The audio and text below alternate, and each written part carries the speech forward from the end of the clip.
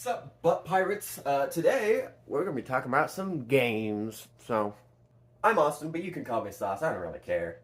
Something about me that you may not know is that I actually really like old video games. Now, when I say old video games, people are probably thinking about, like, oh, the Atari, you old fuck.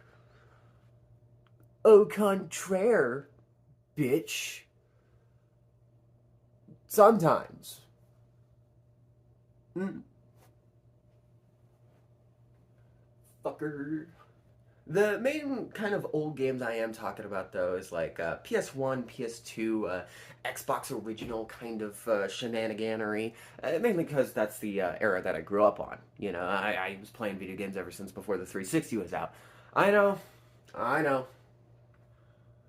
This bitch old as hell! Yeah, I am.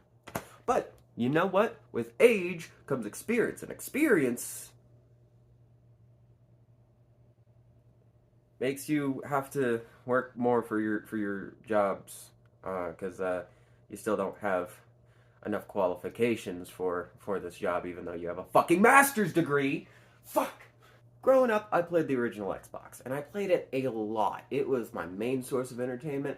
You know, I didn't really have much, TV in my room. I had the public, stuff like PBS, stuff like that. But being a little kid, in elementary school kind of thing, I was tasked to find some entertainment. The programming would have, like, not a lot going on. Because, again, it's PBS, you're not going to be watching a whole bunch of stuff on there, I mean, you're not going to be watching anything on there because it doesn't fucking exist anymore. Thank you. Anyway, I'm getting sidetracked. On to the point of the fucking video. God, tell me you're mentally something without being diagnosed. Shit. Ever since I've been able to move out and just live on my own, I actually got a PlayStation 2, and I got it for like $70, which is a really good steal. But in doing so, of course, I got a little bit of a collection going, and a good few of games that I played as a child. Because, too, I just didn't, it's not an Xbox, Xbox games, but they're all at my parents' house, and it was also my brother's console, so. But starting us off here today, we have the Haunted Mansion. Yeah, this is a good throwback thing, huh? Yeah, there's not much Haunted Mansion stuff going on nowadays, and some people don't even know what the Haunted Mansion is. But if you remember the classic Eddie Murphy movie from the early 2000s, yeah, we had some pretty good laughs there. It wasn't the best movie ever, but, we got a game from it, so. Funny enough, this game is actually really well made. It's basically just kind of like going through the Haunted Mansion. You have to turn on lights and shit. I mean, it's literally just kind of turn on lights to scare the boogeymen away. But it's like a sort of a Luigi's Mansion crossed with Dark Souls. I know that sounds fucking ridiculous, but listen here, listen. This shit gets really fucking hard, especially near the end, because not because the enemies are difficult or anything, but because they just bombard you with so fucking many at the end. Good luck playing on Nightmare mode, fuck that. But this is the first game I actually have memories of playing on the Xbox original. I also remember watching my father beat the game as he was sitting there, just fucking shooting the final boss with his damn little lantern. And, just kind of having a good time. That was a core memory there. You see that Inside Out? Core memory. Canon event. The next item on our menu today is going to be Hogwarts Quidditch Champions. Except it's not Hogwarts, it's just Harry Potter. The remake is Hogwarts Quidditch.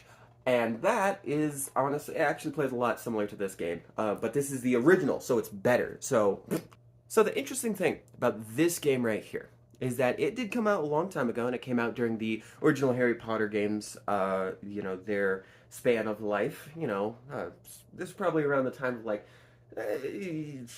Chamber of Secrets, Prisoner of Azkaban, something like that. I've never played the Prisoner of Azkaban game, actually, I don't think. But yeah, I mean, it's Quidditch. You battle all the other houses at Hogwarts, and then you go on to do the World Cup, because it's called Quidditch World Cup. And this was before J.K. Rowling decided to be like, actually, actually, there's a whole bunch of different wizarding college schools all over the place, and this one is this, and that one is that, and, you know, all this other shit. So, basically, when you fight other countries in this game, it's literally just like, okay, Hogwarts, Ravenclaw, Hufflepuff, Gryffindor, Slytherin, and then Spain, France, like, you know, USA, you know, it's literally just straight up that. Now here's one for another forgotten game. Boom, Scalar. You might see this at a lot of like game stores, but Scalar was a really cool game where you play as this boy who really likes lizards, maybe a little bit too much, and basically you get Dr. Connors. Spider-Man reference. Dr. Connors got turned into a lizard. I don't know who fucking watches my channel. Also, Spider-Cat, made by a good friend of mine. Love Spider-Cat. But this game, you can actually like turn into a fucking lizard and like do a whole bunch of shit. You can like, you know, fucking lick up enemies and like beat the shit out of them. You also have claws and shit. You can also turn into different things. It's a pseudo Majora's Mask kind of thing, but you mainly just play as like a lizard guy, which is really, really cool, and was a game I played like hell when I was growing up. It's a good game. Don't sleep on this. Now, you can't go into old school gaming and old school gaming consoles without bringing up at least one racing game. And for me, growing up, I always played NASCAR because Forza, I mean, it was a thing, and I've played the original Forza, but it just wasn't as big of a thing back then.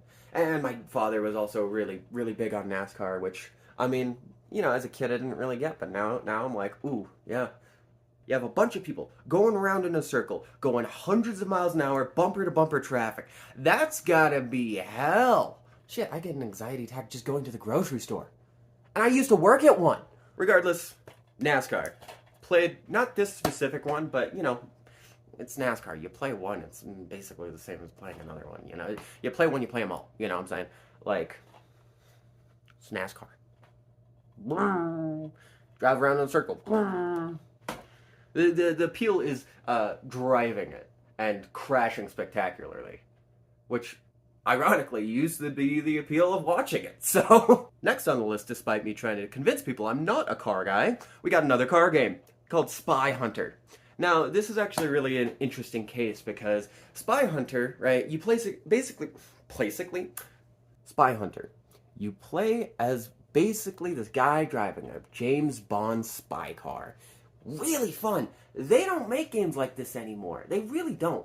Last time they made a game like this, it was 2012 when they tried to reboot this franchise again. Which, by the way, this in itself is a reboot because it used to be an arcade cabinet where you basically did the same thing, except there was more 2D.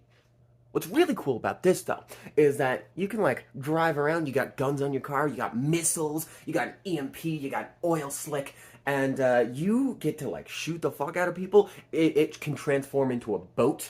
You can drive across water. If you take too much damage, you actually turn into, like, a bike. You can't really see it too well there, but you turn into a bike. And, yeah, you have a little less health, but you can go real fucking fast, let me tell you what. This game actually got 2 sequels. One, Spy Hunter 2, which I also have. I'm just not going to show you right now because I don't really care to. And another one called Spy Hunter Nowhere Left to Run, which was a sequel that starred Dwayne "The Rock" Johnson, while also being a movie tie-in starring Dwayne "The Rock" Johnson in a movie that never released. Imagine playing a movie tie-in game to a movie that has not and will not ever come out. Story of my life, am I right? So something great about the PlayStation 2 is that not only does it play PlayStation 2 games, but you can also use it as a giant fucking paperweight. I'm just fucking with you. You can play PS1 games. This here is Gran Turismo, the first one, of course. And, yeah, I used to be a double thick little guy, and then, yeah, I mean, what can you really say? It's Gran Turismo. It's a little harder to drive in than you may expect. Than I may expect, because I've never played Gran Turismo before. What a way, you know, start with the first one, right? But it's a really fun game even still, even now. I will say though that the simulator mode kind of hard to understand, mainly because it's, for one, PlayStation 1. For two, try getting a PlayStation 1 save card nowadays. I dare you. It's not easy. But this is actually something I never played during my childhood. I was always more of a NASCAR and Forza kind of guy. Like I said, I played the original Forza Motorsport, but not until I got my PlayStation 2 did I start playing Gran Turismo, which I see the hype.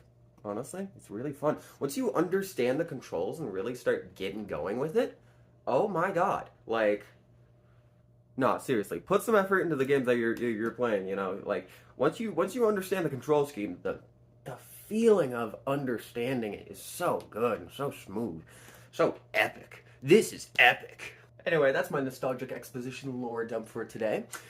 If you guys have any old games that you want to, you know, try to convince me to get, or just recommend at all or anything, let me know, because I would definitely love to kind of go exploring into more old games. I've got certain things that I'm like kind of just going through right now that I haven't played before, such as Sly 2 and also Sly 3 I've got as well. Trying to work on them one at a time, but, you know, as we go.